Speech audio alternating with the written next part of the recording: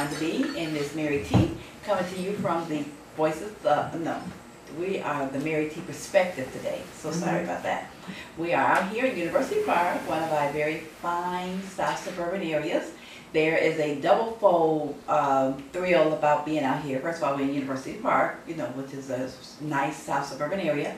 And then we have Miss Mary T., who does her newsletter, The Mary T. Perspective. She has her weekly show, The Mary T. Perspective. But she also has a passion and a fondness for University Park. She already reared 3 children, 3 adult children, and University Park is like her 4th child, because that's how committed and involved she is. So I want to thank you, Mary, for joining me this evening. Oh, I want to thank you, and I just want to correct you some. This is the Mary T. and the Voices of Mass Discussion, because I have you here, and you are definitely a voice of mass discussion. Oh, you're so sweet. Well, thank you. Well, yeah. sweet, it is what it is now. You know I tell it like it is. Well, okay, so from my perspective. This is Mary T. from Mary T. Perspective. Of course, that's me, Miss Rhonda B. from Voices of Mass Discussion, and we're coming to you today from the Mary T. Perspective show to give you some perspectives on why she loved her village so. So, Miss Mary, anybody who knows you know that you love University Park. That's right. So, so that is, and of course, a lot of times when you're looking, when they're viewing us on the cable network, a lot of the people are not from the area that we're speaking of. So so we're going to talk to 2 different audiences. One is for those who live in University Park. What would you like to share with them as to your fondness for University Park? Well, number one, we are here by choice, not because we have to be. We came here 40 years ago, and we were looking for some place that was different, and we were from Chicago. I'm from the south side of Chicago, but my husband and I both are from the south. So even though we country living. Yeah, we wanted something that was like country. We wanted to take our children out of the cement. We call Chicago the cement because everything is cement. Very little yard. You got a little taste in the front, a little taste in the back. So we were looking for someplace, and we were looking for someplace that was affordable, that we could afford. And we looked and looked and looked, and this new communities were being built, and we saw that. I was reading the paper, and I saw that in the paper, and I thought, wow, that looks like us. And we started investigating, looking. We come out here and we look, and oh my God. I think one of my children, my middle child was, well, she was a little small toddler then. And the other one, I think he may have been in 3rd grade going to 4th grade, or something like that, when we started looking. And we were intrigued with Park Forest as well, to the north of us here. But what we were intrigued about here is that we could build our home. We could pick the lot. We could choose the lot size and the lot, and we could choose the house we wanted. And we had looked at some of the smaller condos, but we still wanted something that was affordable. We never wanted to live out of a 2-paycheck house. We wanted to be something that 1 paycheck could afford it. So in a place that we would, start to grow our family, and still have a little bit of money left to go to the movie or go eat out or something. We didn't want, in other words, to be a house poor. Right. And but we wanted something new. Park Forest intrigues, but this was really what we fell in love with. And like I said, we looked at some of the others, but the condo type, there is some building, the California builders, and the style was here, which I love, because this is a California ranch where I live. It is that because the windows, the house has so many windows in it, you get all that natural light, even though it's a cold climate, but we get all that natural light. But the builder was from California. And we fell in love with it, but what I fell in love with where I live now was the Regal Farm. First we were going to move on the other side, and we really wanted to get into Deer Creek, but there were no homes available in Deer Creek at that time. And then we decided to, the builder showed us, he said I got some more. So was this already built, or did they build it from the ground? Built it from the ground. He said we're working on some others. And it's down by the, on the low end is where the junior high is being planned, the school is being built down there. And he said, I have a surprise for you too. You said that, you know, you're a country girl. And my husband, as we, you know, look for homes and everything and talking to him, and my husband would say, well, my wife is a country girl. Right. You know, whatever. And when the surprise was Regal Farm. Okay. And then I really fell in love with it because we had a farm here. This was like country living, really country living, and I could choose where I wanted to live that was affordable for us. And it wasn't all this concrete, and yet it was still close to Chicago. Right. And then I looked at all the other amenities. Governor State was close by. 40 years ago, coming way out here from Chicago, felt like you were going out of town, but going. But but now your overnight bed. Now it don't seem that bad, but 40 years ago. And when we come out here, the kids will look behind us and go, "Oh my God, you can't even see behind us! It's so dark." But we fell in love with it because you read the story about the cows and all that, and we had all this at the farm. We had cows, and we had llamas. I'd never been that close to a llama, and all those things, the ducks, the geese, and all those things we had here at that time. And you know the beauty, and that was you speaking of 40 years ago. That's what attracted you. And for new residents that live out here, for those in the surrounding community that could come to visit, I wonder how many people realize that that is still here today. They don't, so many people don't even, I encounter people in this village that say, where is that? You know what's weird, not weird, but question. Now when you had your house built or saw the layout, has anybody asked you if it seemed like your living room is in the back? You know, my mother, and when my mother came to stay with my sister and I years past, she would live in Chicago with my sister, then she'd come out here, you know, we'd keep her, we were like her caretaker, and she could never get accustomed to that.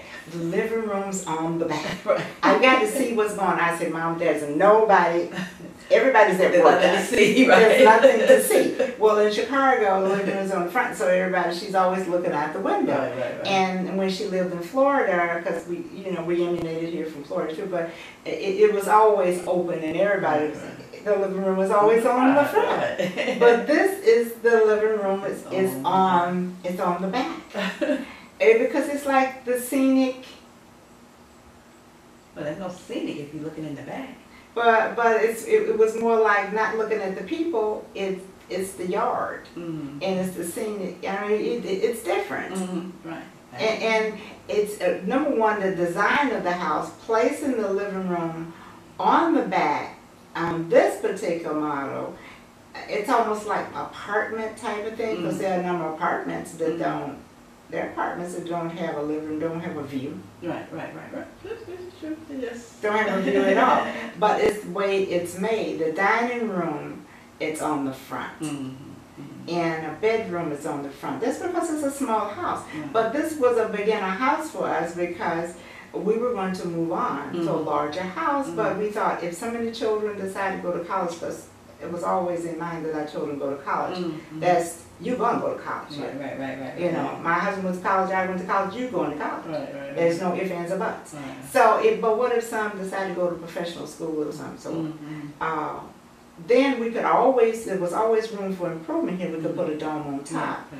Or we could just move on to something larger. Now we did intend to. See, now that is for people, younger people truly won't know this, but originally 40 years ago, 50 years ago, originally when you purchased a home, it was what they called the starter home. And was always with the intent in 15 years or so. By the time the kids are teenagers, then you would move into the second home or the family home. Yeah, and then too, now the life of a mortgage at that time was 5 years. 5 years. The life of a mortgage, people would move on. That was when the mortgage rates, see these mortgage rates that you have now, we had mortgage rates lower than that then. So your mortgage rates were not that high, they would move on. So after about 5 years, they'd move on. Oh yeah, that's what I'm saying, the average, maybe, I was going to say 25 years, no I know, but the public doesn't know that, yeah, the average back traditionally is just recently changed. Right, a person every 5 to 7 years they would sell their home and move into that. So second that, home. Right, that's what I'm trying to right, tell you, right, the right. intent was, we would do the same thing. Right, yeah. So, but we fell in love with this house, and it had a basement, full basement, which we enjoyed because the children could keep up a lot of noise without interfering with the neighbors or whatever, and you had room for junk or whatever. But we loved it here. But the thing that sold us on this area was the barn, and the school. I would be between two schools. At the time, Florida Scott King was Hickory Elementary, which was a very good school, and they built what was called Deer Creek, is now Creek Mooney Middle School. Well, that was being built then. See, because I'm here before the school being built. And at that time, and then we looked at all of the other amenities like the Pine Lake, and at that time we also had what was called a, well, we have the swimming pool in the Aqua Center now. Well, they had a little mini large, like a little mini country type situation there built in the woods where they had all kinds of sauna and all the things that were, you know, activity room. They had a lounge there. They had a swimming pool. All of that was in that area. And so right where that bridge is, where you cross over the bridge. And the Pine Lake. Now, do you fish? No, I don't fish, but my children fish. Oh, And my husband does it just for the sake of the children. But for some reason, they like fishing. I don't. I didn't like it. That's not me. But I like water, and I like being near water because it's something peaceful where you can sit by the lake and you know have a picnic or the tranquility of that being right here. And those are some of the things that attracted me. The University Park that I knew, was so beautiful. Even though we had that was called Park Forest House at the time. At the time, it was Park Forest House. And before then, it was Manlow. No, but were you out here then? No, I was here with Park Forest House. Right. And I worked downtown. Well, when we bought out here, then I couldn't work anymore because it was out of the city, so far away. But working downtown, though, one day my daughter got sick, and I just missed one train, and she had a temperature of 103, and the next one wouldn't come for another hour. And I said, I got to do something about this. So I went to work at the local university. But at that time, there was no exit off at Salt Trail. That was not. That was not built then. It was a promise. So was that metro train come all the way out here at that point? No. There was a promise that the metro train was supposed to not only come out here, it was supposed to come out and go underground, just like that thing that goes underground. It would go down underground and come right into Governor State. You get off and come right upstairs into Governor State. Oh, like a subway. Okay. That's just like a subway. Oh, all that was planned, and then where you see all the right where the vacant property near the north of the golf course, that was planned for a hospital, a small hospital. Okay. So University Park got a bit of history. Yeah, it has a bit of history. And so one day I'm going to, you know, incorporate all this and put this all together with start a historical society here. I would love to, but it seems to, you know, some people just not ready for it yet. But they had better get the real history from us before we pass on, because belated Mrs. We called her Mrs. B. Well, you know, librarian, so she was definitely historian / librarian. I love talking to her. And Penny Cright, and all these people that we had talked about doing historical society. There are some other people here, D. Jones. There are people here that were here before me. But if we move on or pass on, you won't have the knowledge of where these things go, you know, what happened here and there. But I'd like to see University Park, I'd like to it put back together, at least. And instead, we're tearing it down. And well, we're I not don't go that far. Still on very nice. Yeah, but we don't have what we, you know, there is, I don't know if they're still on the books, but there were ordinances. You cannot cut trees without, you were supposed to take care of trees. Now we have over 80 dead trees in town just sitting there, and we're supposed to take care of all these things.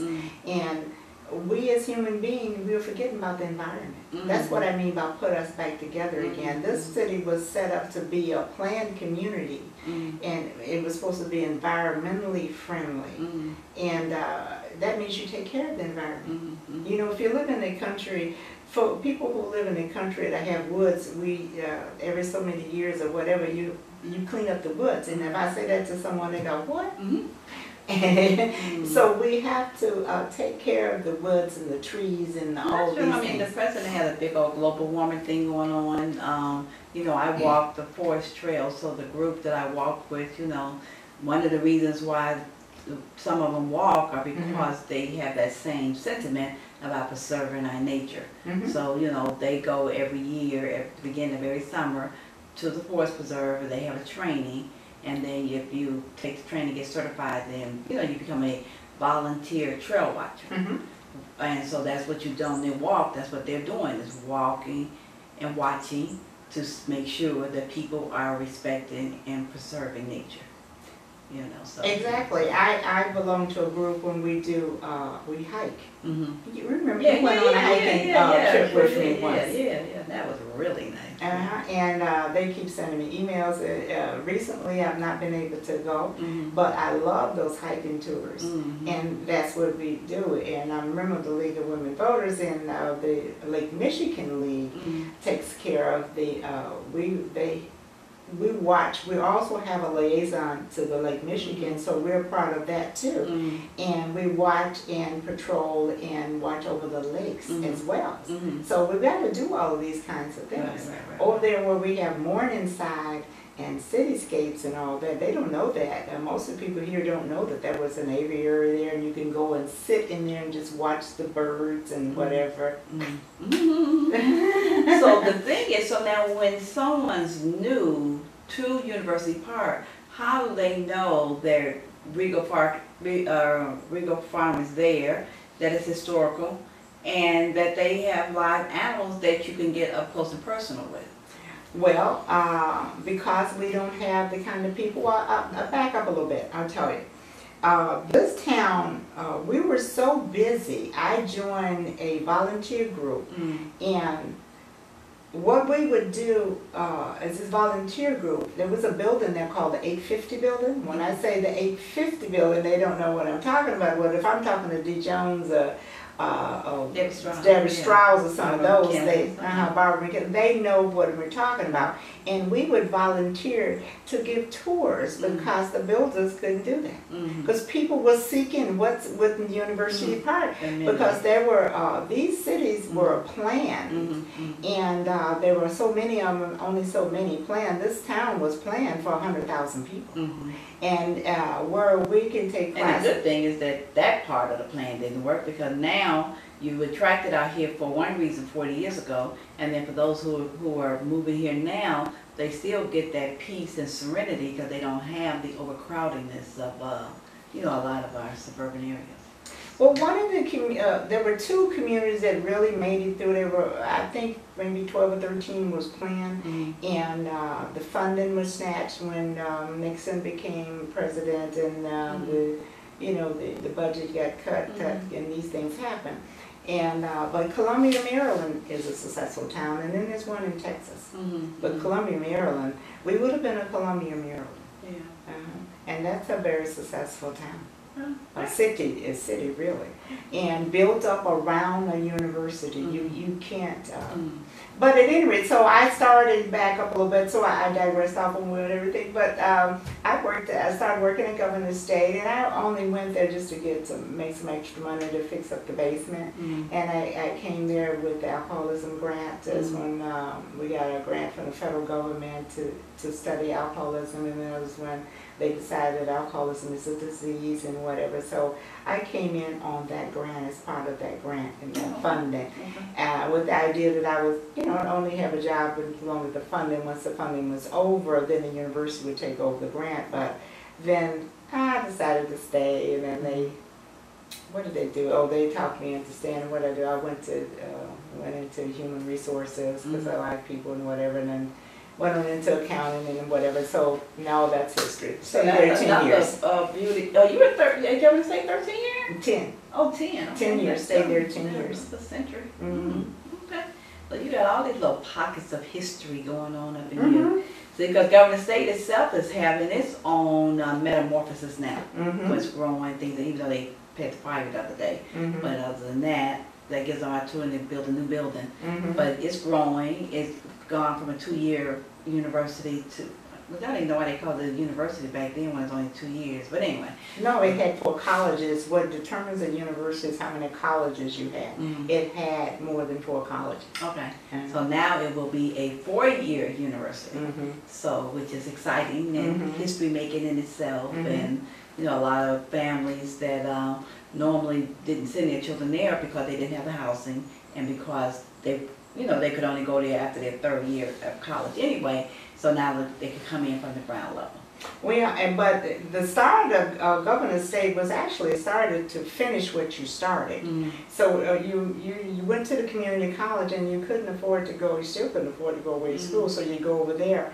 But we ended up with more people continuing their education past the graduate degrees. You know, so the average student was 36, and the majority of our students were master's seeking or past postmasters seeking students, and it was only utilized during the day. I mean during the night and not during the day. And the only people there were the staff people. So then they went through a change, and they added, you know, as years went by, they added programs and dropped programs. Some that, you know, was more in tune to what the society is doing, where they're going, and now that it's been established as a decent university, like I say, they expanded to the 4 years, which is exciting. Because but you know what, I worked there when I remember Governor State when there were no grades. It was competency based. Oh, okay. No grades at all, and that became very difficult for the graduates to matriculate into the work field and try to you know, explain those. They just were not getting it and whatever, so it became very difficult and difficult transferring, because then you got to translate what was this, you know, was competency based. You didn't get a grade. Right. No, I'm old. I've been around a minute, so I remember back then. But see, we always got to think about the public may not know. And when I say competency based, you know, my kids, especially my son, go, what? Yeah, they wouldn't know yet. What are you talking about? And then it wouldn't even work today in today's society anyway, because of Mary have like the best husband, but that's a whole nother story there. Okay, we got you. So, but anyway, that would not work because we don't have the same honesty and integrity that we had 40, 50, 60 years ago. So that would be, it's hard enough with the grades being subjective versus, you know, honest, and that's a whole nother story itself. But anyway, but one of the other things too, okay, New Brigham Farm attracted you, Pine Lakes attracted you, the country living the open atmosphere, which is still taking place today, 40 years later, all that stuff. Town very small, very quiet, very clean. Whenever I go into a town, I'm always impressed by the cleanliness of it. And so the town is very clean, very active, because, you know, first of all, it seems like every time I come to University Park, I get caught by that train. Yeah, you know, it's like it's just waiting for me or something. Okay, we're gonna come and wait just to run. But we have there are a lot of things going on here, and there, should I say, I need more people like me, because I cannot live. There's a woman here, what's her name, Millie Morgan, and her statement is, I will not live in a littered, dirty town. Right. And so that's another good point, because, you know. And I always remember what she says, I will not, and here's the point. It's my town. So what do? Whine about it, complain about it, whatever, throw fits about it. or you get up and do something about And it. you can see the pride. You know, it seems weird, but you know, our parents brought us up that cleanliness is to put you close to godliness. So when you come into a town and it's clean, then you feel that pride of that town. And you know, I have people from other communities that I interact with, and when they see, they said, "Oh, I came by your house, well, I looked it up, and oh, I didn't know you lived over there." Yes. Your house looks like it was just, no, I've been there 40 years. Yes, because we keep it up, and you can do what you gotta do. But you take advantage of what we have here, and we have what I call the greatness of University Park, like Regal Farm. And now I have instituted coupled with the director of Park and Rec and the farm manager. We have now have And a this is farm the manager. thing, is and our 30 minutes are almost up, but we will talk about that on the next segment because that's something exciting all on its own. So we can't go into it now, but we will explain too in a future show about a little bit more about the farm, because you can see she loves the farm. And then it's literal too, because it is an actual farm. They started farming there, so you have vegetables, tomatoes, these are string beans. This is another thing too about coming out to visit Miss Mary. She's a good cook and her husband's a good cook. So in addition to the fact that they like the country living, they also believe in, you know, still cooking from scratch. Believe it or not. so it's important to her to have her vegetables, I mean her real vegetables. She don't want no canned and all that stuff. When she says she making tomato soup, then she's actually putting a tomato in there. And so we'll talk about that in another show. That's a future show. So I want to thank you, Mary, for your time. Because of course, you know, I can listen to you and I love his history. I'm a history buff. So anybody that talks about the way things were, and I like to make the connection and the transition to how we are today. So I appreciate that. That's why I used to love Miss Burgess, because she could just go on and on about so many things. And I miss her so much because we could just go on and on. We could argue, we could fight, and we would still be friends. And she'd still call me up and say, "Hey, I'm coming over." And she says, "Get your coffee machine ready. I'm going to make a coffee." I said, "But you told me you'd never come and talk to me again." Right, yeah. So, and that's one of the beauty things that we didn't say, or that you didn't say, because in addition to the amenities, is always the beautiful people that you meet. And because now you've been here 40 years and know just about anybody. If you come to the University Park and you mention Mary's name, people are going to know Mary. Mary Trust, Mary T. They're going to know her. Miss Mary, different versions, but they're going to know her. You know, I've been in Country Club Hills in my place for 30 years. And I bet you I don't know 30 people. It's because, you know, you have a town that maybe works, but my town, I have to get out. I walk a lot in my community, so I know what's going on. And it's unfortunate, but I believe, as Ms. Millie says, I will not live in a dirty town either. And I'm not going to wait for you to pick it up. I want it done. And if you're not going to do it, we're going to get out and do it. And I happen to know I live in America. And I happen to know what my rights are, and these are your rights to get out. You're responsible. You gotta, we've got to teach our children to be responsible. And as we're closing out with that, yeah, like I say, that's another good point. Any topic we could go on and on. We don't have the time though. So that's another good point. First of all, the pride in the community shows for those who live out here and for those who happen to come to visit. They have historical things because the barn, I'll say again, if anybody want to come and visit, has been granted historical status. So, and then the animals are alive. So thank you for joining us. They're alive. Yeah. This is me, Miss Rhonda B, coming to you from the Mary T perspective. My guest today was Miss Mary T. And thank you for joining me, Mary. Oh, thank you so much for coming by to chat with me. Okay, no problem. It's always my pleasure. Oh, good. I love talking to you because we could just go on and on, because that's one thing I do is I talk a lot. And if you talk a lot, what more can you do? So you newspapers are now out, you know, so I'll write my own newspaper. Right, and tell the people and tell them about it. And you can view the Mary T Perspective Show on Channel 19 on Wednesday at 7 p.m. Okay, forget. Yeah, but if they're looking at this, you Or should know that. YouTube. Yeah, okay.